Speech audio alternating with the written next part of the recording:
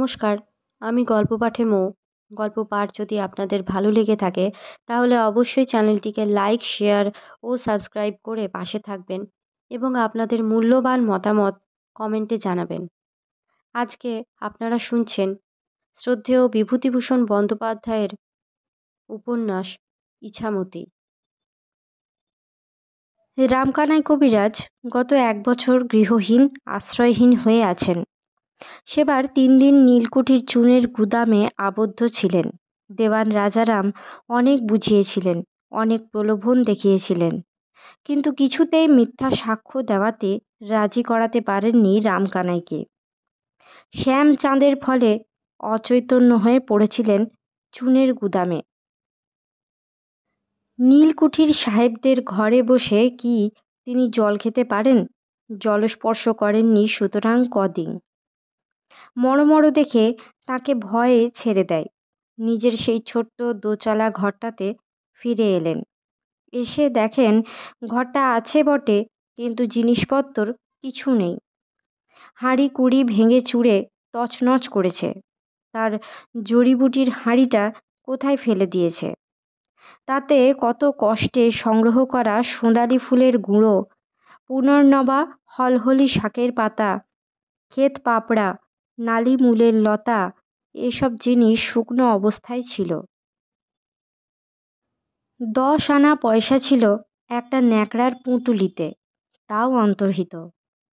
ঘরের মধ্যে যেন মত্ত হস্তি চলাফেরা করে পেরিয়ে সব ওলটপালট লণ্ডভণ্ড করে দিয়ে গিয়েছে। চাল ডাল কিছু একদানাও ছিল না ঘরে। বাড়ি এসে যে 1 ঘটি জল খাবেন এমন উপায়ও ছিল না, না কলসি না ঘটি। রামু সর্দারের খুনের মামলা চলেছিল 5-6 মাস ধরে। শেষে জেলার ম্যাজিস্ট্রেট সাহেব এসে তার কি একটা মীমাংসা করে দিয়ে যান।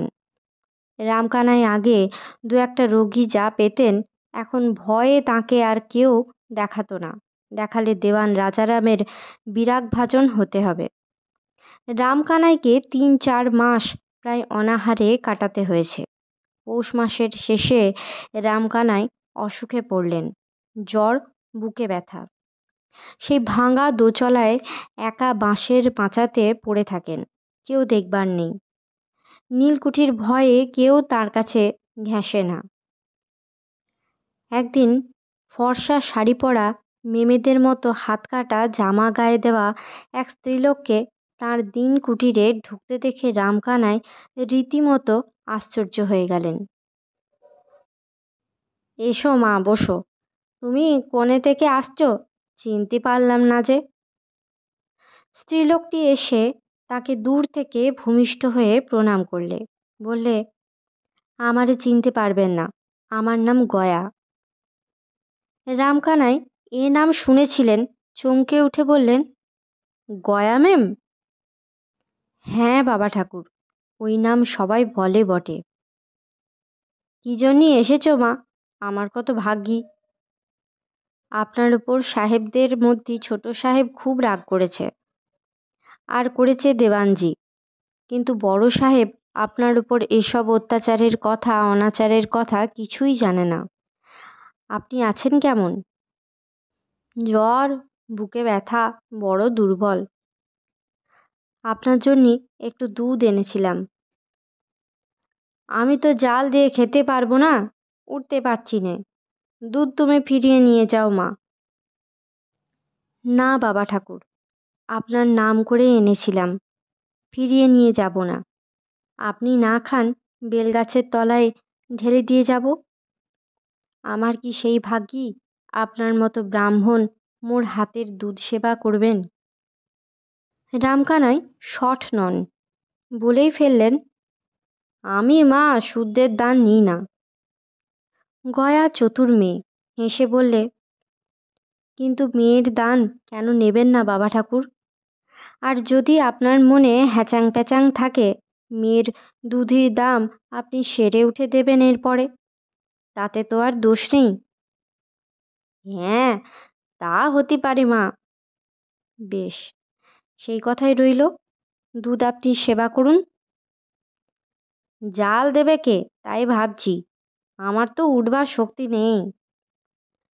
গয়া মেম ভয়ে ভয়ে বললে, বাবা ঠাকুর, আমি জাল দিয়ে দেব? তা দাও, তাতে আমার কোনো আপত্তি নেই মা। দান না নিলেই হলো, তাতেও তুমি দুঃখিত হইও না। আমার বাপ ঠাকুরদা কখনো দান নেননি। আমি নিলে পতিত হব বুড়ো বয়সে। তবে কি জানো, খেতে হবে আমায় তোমাদের জিনিস। পাড়ু হয়ে পড়লাম কি না, কে করবে বলো, কে দেবে? মুই দেবানি বাবা ঠাকুর, কিছু ভাববেন না। আপনার মেয়ে বেঁচে থাকতে কোনো ভাবনা নেই আপনার। বড় সাহেব শিপটন সেই দিন সন্ধ্যার সময় ছোট সাহেবকে ডেকে পাঠালো। ছোট সাহেব ঘরে ঢুকে বললে, good afternoon mister Shipton. I say good afternoon, David. Now what about your kabiraj? I hear there's something amiss with him. Good heavens, I know very little about him. It's very good of you to know little about the poor old man. My Aya Gaya was telling me he is down with fever, and of course, she did her best. She was very nice to him. But how is it you are alone? Where is our precious Devan? There, speeding up Mark Khatians. Shall I send for him? No. And after the rather unsatisfactory experience you had of his ways and things, see that he does not get a free hand in chastising and chastening people. You understand? Yes, Mr. Shipton. Well, what have you been up to all day? I was checking up audit accounts and that's so. Now listen to my words. Our guns were intact, but they ceased fire while you were standing idly by with your wily Devan waiting for orders. No, David, I really think the way you did it was ever so odd and tactless. Mend up your ways to Kaviraj. I mean it. You know, there are not any secrets. You see? Yes, Mr. Sipton. Now you can retire. I am dreadfully tired. Things are coming to head. If you don't mind, I will rather dine in my room with Mr. Please yourself, Mr. Sipton. Good night. ছোট সাহেব ঘর থেকে বারান্দায় চলে যেতে সিপটন সাহেব তাকে ডেকে বললেন, Look here, David. There's a funny affair in this week's paper. Ram Gopal Ghosh, that native orator who speaks like Burke, has spoken in the Calcutta Town Hall last week in support of Indians entering the civil service. What the devil the government is up to, I do not know. David, why do they allow these things to go on beyond me? Things are not looking quite as they ought to. Here's another. You know, Harris Mukherjee, the downy old bird of the Hindu Patriot? Yes, I think so. He led a deputation the other day to our old governor against us. Planters, you see? Deputation. I would have scattered their deputation with the toe of my boot. But the old man talked to them like a benevolent blooming father. That is why I say, David, things are coming to a head. Tell your precious old divan to carve his poop. Shall I order a lot of rum? No, thank you, Mr. Sipton. Really, I have got to go now. দেওয়ান রাজারাম অনেক রাত্রে কুঠি থেকে বাড়ি এলেন। ঘোড়া থেকে নেমে হাঁক দিলেন, গুড়ে। গুরুদাস মুচি সহিস এসে লাগাম ধরলে ঘোড়ার। ঘরে ঢুকবার আগে স্ত্রীর উদ্দেশ্যে ডেকে বললেন, গঙ্গা জল দাও ওগো। ঘরের মধ্যে ঢুকে দেখলেন জগদম্বা পুজোর ঘরের দাওয়ায় বসে কি পুজো করছেন যেন। রাজারামের মনে পড়ল আজ শনিবার, স্ত্রী শনির পুজোতে ব্যস্ত আছেন। রাজারাম হাত মুখ ধুয়ে আসতেই জগদম্বা সেখান থেকে ডেকে বললেন, পুঁথি কে পড়বে? আমি যাচ্ছি, দাঁড়াও, কাপড় ছেড়ে আসছি। দেওয়ান রাজারাম নিষ্ঠাবান ব্রাহ্মণ। গরদের কাপড় পরে কুশাসনে বসে তিনি ভক্তি সহকারে শনির পাঁচালি পাঠ করলেন। শনি পুজোর উদ্দেশ্যে শনির কুদৃষ্টি থেকে তিনি এবং তার পরিবারবর্গ রক্ষা পাবেন, ঐশ্বর্য বাড়বে, পদবৃদ্ধি হবে। শনি পুঁথি শেষ করে তিনি সন্ধানী করলেন, যেমন তিনি প্রতিদিন নিষ্ঠার সঙ্গে করে থাকেন। সাহেবদের সংসর্গে থাকেন বলে এটা তার আরও বিশেষ করে দরকার হয়ে থাকে। গঙ্গাজল মাথায় না দিয়ে তিনি ঘরের মধ্যে ঢোকেন না পর্যন্ত। জগদম্বা তার সামনে একটু শনি পুজোর সিন্নি আর এক বাটি মুরকি এনে দিলেন। খেয়ে এক ঘটি জল ও একটি পান খেয়ে তিনি বললেন, আজ কুঠিতে কি ব্যাপার হয়েছে জানো? জগদম্বা বললেন, বেলের শরবত খাবা? আহ, আগে শোনো কি বলছি। বেলের শরবত এখন রাখো। কি গা, কি হয়েছে? বড় সাহেব ছোট সাহেবকে খুব বকেছে। কেন? রামকানাই কবিরাজকে আমরা একটু কচাপড়া করিয়েছিলাম। ওর দুষ্টুমি ভাঙতে আর আমার শেখাতে হবে না। নীলকুঠির মুখ ছোট করে দিয়েছে ওই ব্যাটা সেই রামু সর্দারের খুনের মামলায়। জেলার ম্যাজিস্ট্রেট ডাঙ্কিনসন সাহেব যাই বড় সাহেবকে খুব মানে, তাই এই যাত্রা আমার রক্ষে, নইলে আমার জেল হয়ে যেত। ও বাঞ্চতে এমন কচাপড়া দিয়েছিলাম যে আর ওকে এ দেশে অন্ন করি খেতে হবে না। তা নাকি বড় সাহেব বলেছে? অমন করো না। নীলকুঠির জোর জুলুমের কথা সরকার বাহাদুরের কানে উঠেছে। কলকাতায় কে আছে হরিশ মুখুজ্জে, ওরা বড্ড লেখালেখি করছে খবরের কাগজে। খুব গোলমালের সৃষ্টি হয়েছে। এখন অমন করলি নীলকর সাহেবের ক্ষতি হবে। আমারে ডেকি ছোট সাহেব বললে, গয়া ম্যাম এসব কানে তুলেছে বড় সাহেবের।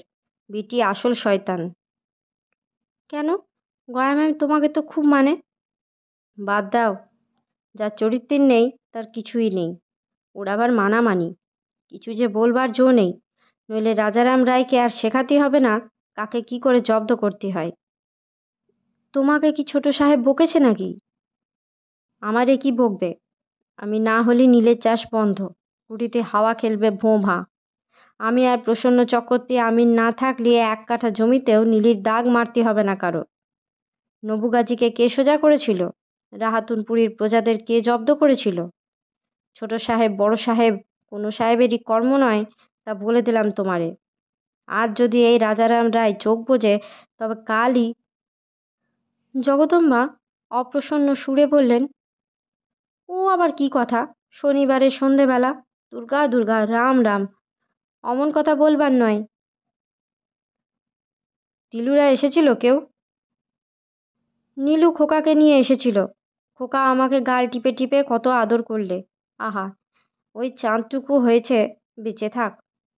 ওদের সবারই স্বাদ আহ্লাদের সামগ্রী। একটু ছানা খেতে দিলাম, বেশ খেলে টুকটুক করে। ছানা খেতে দিও না, পেট কামড়াবে।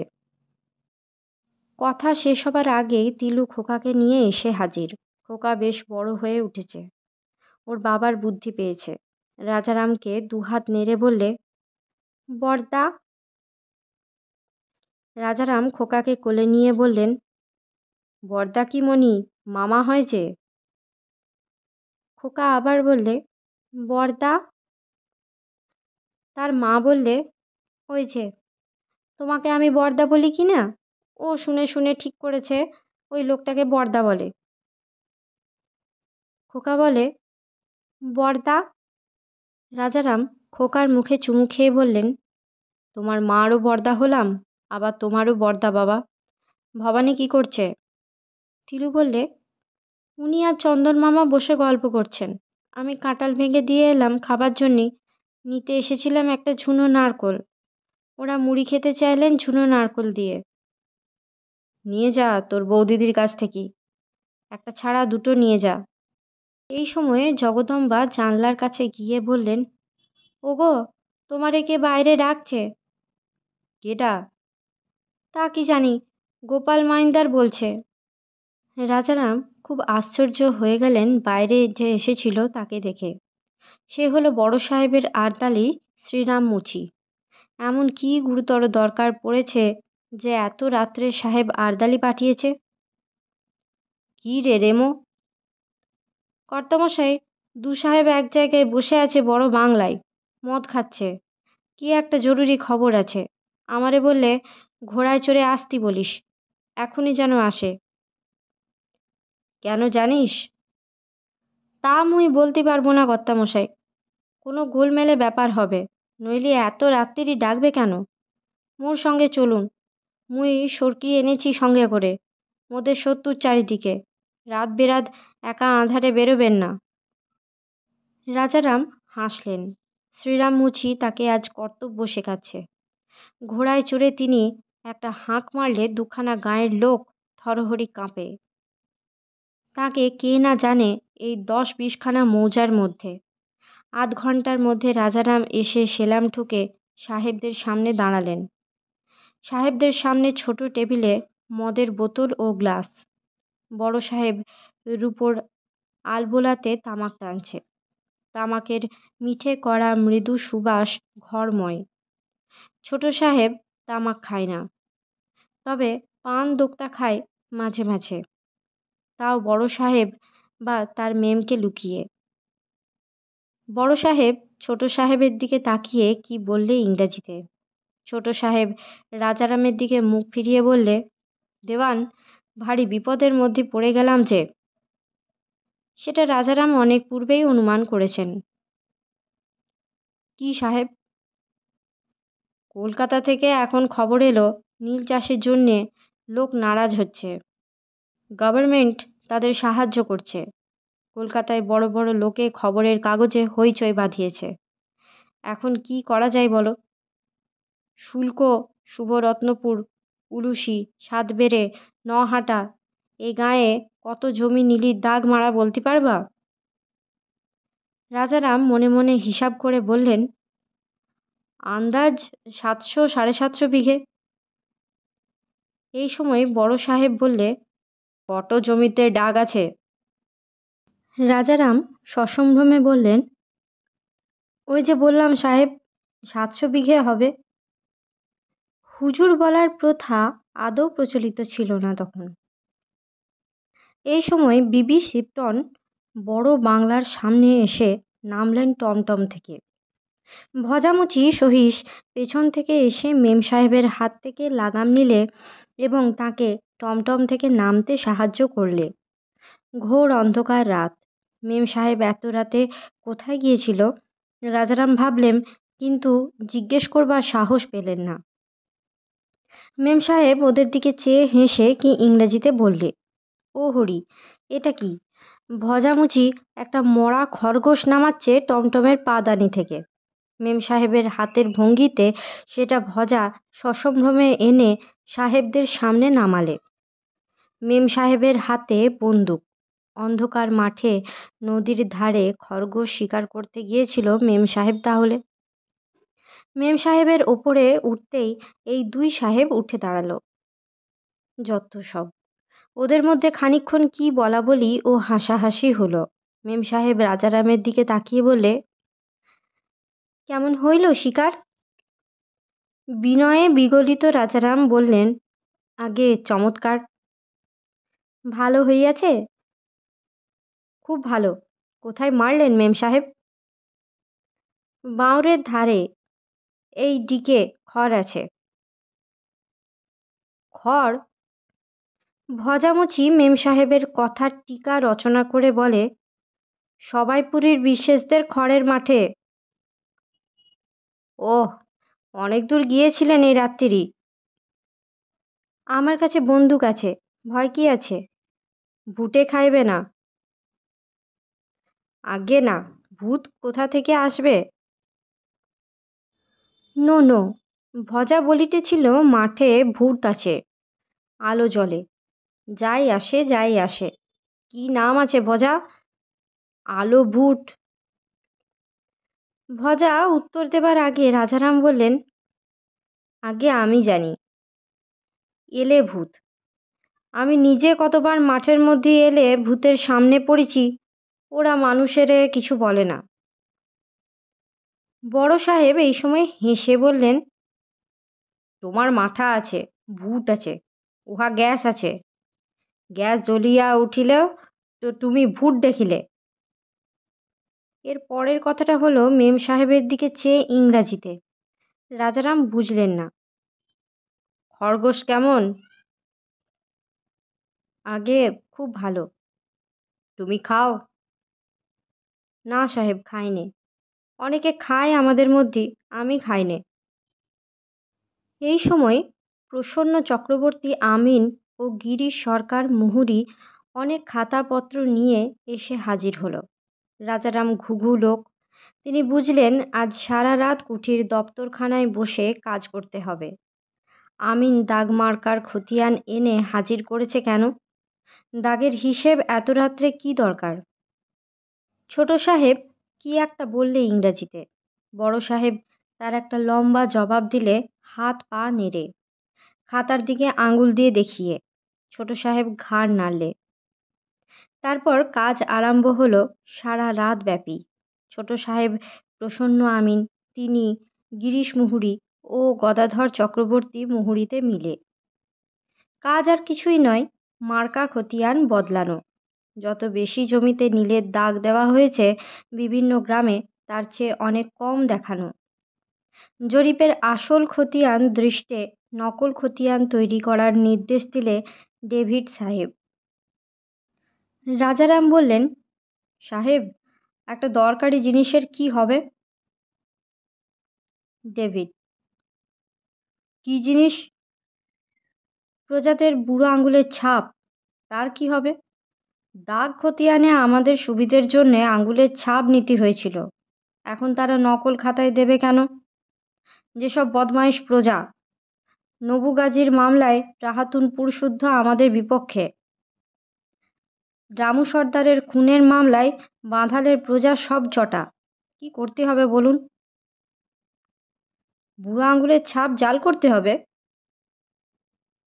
সে বড় গোলমেলে ব্যাপার হবে সাহেব, ভেবে কাজ করা ভালো। তুমি ভয় পেলে চলবে কেন দেওয়ান? ডাঙ্কিনসনের কথা মনে নেই? একখানা 2 পেগ হুইস্কি। একখানা নয় সাহেব, অনেকখানা। আপনি ভেবে দেখুন, ফাঁসিতলার মাঠের যে ব্যাপার আপনার মনে আছে তো? আমরাই গিরিধারী জেলেকে ফাঁসি দিয়েছিলাম। তখনকার দিনে আর এখনকার দিনে তফাৎ অনেক। শ্রীরাম বেয়ারাকে এখন সরকি নিয়ে রাত্রে পথ চলতে হয় সাহেব। আজই শুনলাম ওর মুখী। ভোর পর্যন্ত কুঠির দপ্তরখানায় মোমবাতি জেলে কাজ চলল। সবাই অত্যন্ত ক্লান্ত হয়ে পড়েছে ভোরবেলার দিকে। ডেভিড সাহেবেরও বিশ্রাম নেওয়া হয়নি বা কাজের ফাঁকি দেয়নি। সূর্য উঠবার আগেই বড় সাহেব এসে হাজির হলো। দুই সাহেবের কি কথাবার্তা হলো। বড় সাহেব রাজারামকে বললেন, মার্কা খতিয়ান বদল হইল? আগে হ্যাঁ। সব ঠিক আছে? এখনো 3 দিনের কাজ বাকি সাহেব। টিপসইয়ের কি করা যাবে সাহেব? অত টিপসই কোথায় পাওয়া যাবে দাগ খতিয়ানে, আপনি বলুন। করিতে হইবে। কি করে করা যাবে আমার বুদ্ধিতে কুলুচ্ছে না।